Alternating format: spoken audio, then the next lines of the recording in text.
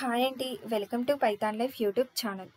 Previous క్లాస్లో virtual మెషిన్ని create చేసిన తర్వాత వర్చువల్ మెషిన్ రిసోర్స్లో ఈచ్ అండ్ ఎవ్రీ ఆప్షన్ గురించి వన్ బై వన్ డిస్కస్ చేయడం అనేది జరిగింది. సో ఈ క్లాస్లో అజూర్లో అవైలబిలిటీ సెట్ అంటే ఏంటో చూద్దాం. ఓకేనా? వర్చువల్ మెషిన్ని క్రియేట్ చేసేటప్పుడు నో ఇన్ఫ్రాస్ట్రక్చర్ రిడెండెన్సీ అని చెప్పి ఒక ఆప్షన్ని చూజ్ చేసుకున్నాం, గుర్తుందా? సో దాంట్లో మనకి 3 ఆప్షన్స్ వచ్చాయి.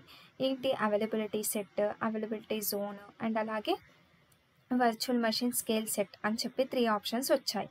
సో వాటిలో నుంచి మనం నో ఇన్ఫ్రాస్ట్రక్చర్ రిడెండెన్సీ అని చెప్పి చూజ్ చేసుకున్నాం. ఓకేనా? సో దీంట్లో అవైలబిలిటీ సెట్ అనే ఆప్షన్ వచ్చింది. అవైలబిలిటీ సెట్ అనేది ఎలా వర్క్ అవుతుంది, ఎలా యూజ్ అవుతుంది అనేది మనం ఇప్పుడు తెలుసుకుందాం. ఓకేనా? సో అవైలబిలిటీ జోన్లో సర్వర్ ఫెయిల్ అవ్వచ్చు, ఆర్ పవర్ సప్లై ఆగిపోవచ్చు, ఆర్ ఎంటైర్ ర్యాక్ అనేది ఫెయిల్ అవ్వచ్చు. అలాంటప్పుడు కూడా ఫిజికల్ సర్వర్లో రన్ అవుతున్న విఎం పరిస్థితి ఏంటి? సో విఎం అప్పుడు కూడా మన వర్చువల్ మెషిన్ అలాంటి సిచ్యువేషన్లో కూడా రన్ అవ్వాలి, ఎలాంటి ఇష్యూ లేకుండా అంటే మనకి ఈ అవైలబిలిటీ సెట్ అనేది యూజ్ అవుతుంది. సో ఈ అవైలబిలిటీ సెట్ అనేది హై అవైలబిలిటీని ప్రొవైడ్ చేయడానికి యూజ్ అవుతుంది. ఓకేనా? అంటే అవైలబిలిటీ జోన్లో సర్వర్ ఫెయిల్ అయినా ఆర్ పవర్ సప్లై ఆగిపోయినా, ఎంటైర్ ర్యాక్ అనేది ఫెయిల్ అయినా కూడా వర్చువల్ మెషిన్ రన్ అవ్వడానికి ఈ అవైలబిలిటీ సెట్ అనే ఆప్షన్ యూజ్ అవ్వడం జరుగుతుంది. ఓకేనా? ఇది వచ్చేసి అవైలబిలిటీ సెట్ యొక్క డెఫినేషన్. సో మనకి అజూర్లో 2 different types of availability sets అనేవి ఉన్నాయి. ఏంటి అంటే ఫాల్ట్ డొమైన్స్, అలాగే అప్డేట్ డొమైన్స్. ఫాల్ట్ డొమైన్స్ అంటే ఏంటి, అప్డేట్ డొమైన్స్ అంటే ఏంటి, వన్ బై వన్ మనం క్లియర్గా తెలుసుకుందాం. ఓకేనా? సో ఫాల్ట్ డొమైన్స్ అంటే ఏంటి అంటే ఫాల్ట్ డొమైన్స్ వచ్చేసరికి rack level failures or physical failures or hardware failures అని చెప్పచ్చు. ఓకేనా? ఒక ర్యాక్కి సంబంధించి దానిలో ఉండే కాంపోనెంట్స్కి సంబంధించి వచ్చే ప్రాబ్లమ్స్, లైక్ ర్యాక్కి ఉండే పవర్ సప్లై పోయినా కానీ, ఆర్ ర్యాక్లో ఉండే switches, routers, so any one of the physical server పోయినా కానీ, సో అలాంటి సిచ్యువేషన్స్లలో మన విఎం రన్ అవ్వాలి అంటే మనకి ఈ ఫాల్ట్ డొమైన్స్ అనేవి యూజ్ అవుతాయి. ఓకేనా? ఇక చూడండి, a fault domain is a logical group of underlying hardware that share a common power source and network switches similar to a rack within and on premises data centers అని చెప్తున్నాం. అలాగే as you create VMs within availability set, the Azure platform automatically distributes your VMs across the fault domains. So మనం విఎంని create చేసేటప్పుడు availability set అనే ఆప్షన్ని use చేసుకుంటే ఏమని చెప్తుంది, ఆటోమేటిక్గా అజూర్ అనేది ఈ ఫాల్ట్ డొమైన్స్ని యూజ్ చేసుకుంటుంది. ఓకేనా? This approach limits the impact of potential physical hardware failures, network outages and అలాగే పవర్ ఇంటరప్షన్స్ అని చెప్తున్నాం. అంటే పవర్ ఫెయిల్ అయినా కానీ, హార్డ్వేర్ ఫెయిల్యూర్స్, అలాగే నెట్వర్క్ సరిగ్గా లేకున్నా, సో అలాంటి ఇష్యూస్ని అవాయిడ్ చేయడానికి మనకి ఈ ఫాల్ట్ డొమైన్ అనేది యూజ్ అవుతుంది. ఓకేనా? ఫర్ ఎగ్జాంపుల్ చెప్తాను, వినండి. మన ఇన్ఫ్రాస్ట్రక్చర్లో ఓన్లీ ఒక విఎంని డిప్లై చేసి పెట్టుకున్నాం. ఆ విఎంలో వెబ్ అప్లికేషన్ అనేది ఉంది, ఆ వర్చువల్ మెషిన్లో వెబ్ అప్లికేషన్ అనేది ఉంది. ఆ ఒక్క విఎంఏ మన వెబ్ అప్లికేషన్ని సర్వ్ చేస్తుంటే పబ్లిక్కి, ఒకవేళ ఆ విఎం అనేది డౌన్ అవుతే సర్వీస్ ఇంటరప్షన్ అనేది అవుతుంది. సో దాన్ని అవాయిడ్ చేయడం కోసం సేమ్ కాన్ఫిగరేషన్తో ఈ విఎం ఎలా నడుస్తుందో అలాంటిదే ఇంకో విఎంని ప్లాన్ చేసుకుంటాం.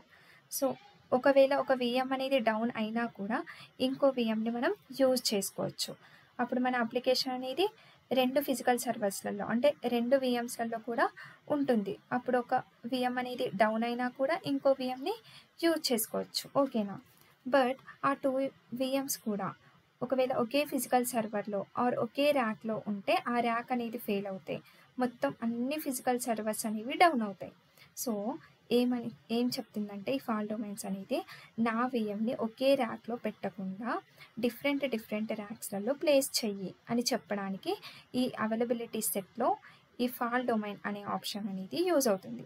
బేసికల్లీ మ్యాక్సిమం 3 ఫాల్ట్ డొమైన్స్ అనేవి మనము యూజ్ చేస్తాం. ఇక్కడ చూడండి, FD0, FD1, FD2. ఓకేనా? సో ఈ ఫాల్ట్ డొమైన్స్ ఏం చేస్తుంది అంటే మెయిన్గా ఇప్పుడు మన దగ్గర ఉన్న వర్చువల్ మెషిన్స్ని ఒకే ఫిజికల్ సర్వర్ ఆర్ ఒకే ర్యాక్లో ఉంటే, ఒకవేళ ఆ ర్యాక్ ఫెయిల్ అవుతే మొత్తం అన్ని ఫిజికల్ సర్వర్స్ అనేవి డౌన్ అవుతాయి కదా. సో అలా కాకుండా నా విఎమ్స్ని ఒకే ర్యాక్లో పెట్టకుండా డిఫరెంట్ ర్యాక్స్లలో ప్లేస్ చెయ్యి అని చెప్పడానికి ఈ ఫాల్ డొమైన్ అనే ఆప్షన్ అవైలబిలిటీ సెట్లో యూజ్ అవుతుంది. ఓకేనా. సో ఇది వచ్చేసి మనకి ఫాల్ డొమైన్స్ గురించి. నెక్స్ట్ వచ్చేసి అప్డేట్ డొమైన్స్. అప్డేట్ డొమైన్స్ అంటే ఏంటి అంటే సర్వీస్ అనవైలబుల్ లేకుండా ఫిజికల్ సర్వర్ మీదకి మన విఎమ్స్ స్ప్రెడ్ అయ్యేటట్టు అప్డేట్ డొమైన్స్ అనేది మనం సెలెక్ట్ చేసుకుంటాం. ఓకేనా. సో ఈ అప్డేట్ డొమైన్స్ అనేవి మ్యాక్సిమం 20 ఉంటాయి. ఇక్కడ చూడండి, and update domain is a logical group of underlying hardware that can undergo maintenance or be rebooted at the same time as you create VMs with an availability set. The Azure platform automatically distributes your VMs across these update domains అని చెప్తున్నా. ఓకేనా. This approach ensures that at least one instance of your application always remains running as the Azure platform undergoes period maintenance. So ఇలా మనం ఈ ఆప్షన్ని use చేయడం వల్ల మన అప్లికేషన్ అనేది ఎప్పుడు కూడా ఎలాంటి ఇష్యూ రాకుండా రన్ అవుతూ ఉంటుంది. ఓకేనా. ఇది వచ్చేసి మనకి అప్డేట్ డొమైన్స్ అండ్ అలాగే ఫాల్ డొమైన్స్. అప్డేట్ డొమైన్స్ అంటే ఏంటి అంటే సర్వీస్ అనవైలబుల్ లేకుండా ఫిజికల్ సర్వర్స్ మీద కూడా మన విఎమ్స్ స్ప్రెడ్ అయ్యేటట్టు అప్డేట్ డొమైన్స్ అనేవి మనం సెలెక్ట్ చేసుకుంటాం. ఓకేనా. సో ఇప్పుడు మనం బేసిక్గా అవైలబిలిటీ సెట్ అనే ఆప్షన్ అజ్యూర్లో ఎలా ఉంటుందో చూద్దాం. ఓకేనా, ప్రాక్టికల్గా. సో ఇది వచ్చేసి మన అజ్యూర్ ప్లాట్ఫామ్ కదా. సో ఇక్కడ నేను సర్చ్లో అవైలబిలిటీ సెట్ అని చెప్పి చూస్ చేసుకుంటున్నాను. సర్చ్ చేశాను.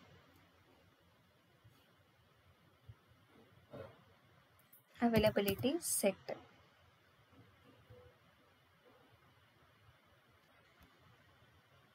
అవైలబిలిటీ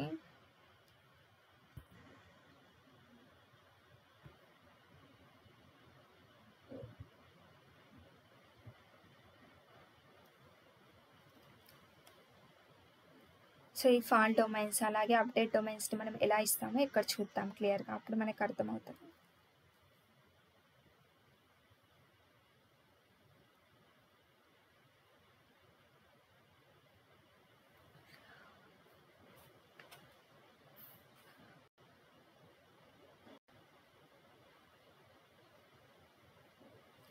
ఇక చూడండి, మనకి అవైలబిలిటీ సెట్స్ అనే ఆప్షన్ని మనం ఇక్కడ సర్చ్ చేస్తే మనకి ఈ రకంగా ఓపెన్ అయ్యింది ఈ సర్వీస్ అనేది. సో ఇక్కడ నేను క్రియేట్ పైన క్లిక్ చేస్తున్నాను. సో కొంచెం డేటా అనేది స్లో ఉండడం వల్ల మనకి ఇంత టైం అనేది తీసుకుంటుంది ప్రాసెసింగ్కి. సో ఇక్కడ create availability set. So availability సెట్ని ఎలా క్రియేట్ చేయాలి, ఇక్కడ కొన్ని ప్రాపర్టీస్ అనేవి ఉన్నాయి. సో వీటిని అన్నిటిని ఫిల్ చేయాలి. ఓకేనా. Subscription, resource group. ఇక్కడ రిసోర్స్ గ్రూప్ ఏదైతే అది మనం ఇందాక క్రియేట్ చేసుకున్నాం కదా స్టార్టింగ్లో RJ01 అని చెప్పి, సో అదే రిసోర్స్ గ్రూప్ని ఇస్తున్నాను. అండ్ ఇక్కడ ఇక్కడ నేమ్, రీజియన్ ఇవన్నీ కూడా మనం యాడ్ చేయాల్సి ఉంటుంది. సో ఇక్కడ నేను సిఎస్ అవైలబిలిటీ సెట్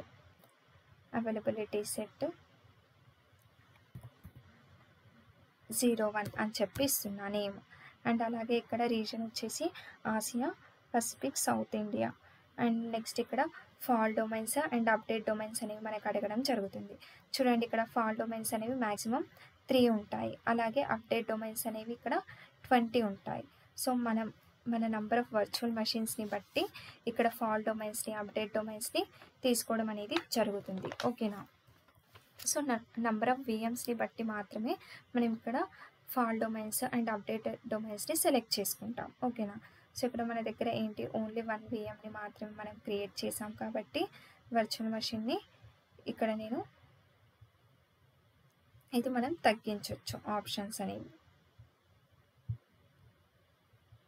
ఇక్కడ 11 ఆర్ ఇక్కడ 2 ఇచ్చేసాం. సో ఈ రకంగా నెంబర్ ఆఫ్ ఫాల్ డొమైన్స్ని, అప్డేటెడ్ డొమైన్స్ని మనము ఇవ్వచ్చు. ఓకేనా. సో ఇక్కడ మనకి ఏంటి, యూజ్ మేనేజ్డ్ డిస్క్ అనే ఆప్షన్ ఉంది. సో ఇక్కడ ఏంటి, దీని మీనింగ్ ఏంటి అంటే అజ్యూరే మన అన్ని డిస్క్లన్నిటిని కూడా మేనేజ్ చేస్తుంది కదా. సో అదే ఇక్కడ దీని మీనింగ్ వచ్చేసి. అండ్ ఇక్కడ మనము వర్చువల్ మెషిన్ని క్రియేట్ చేసిన తర్వాత అవైలబిలిటీ సెట్ అనేది మనం ఇవ్వలేము.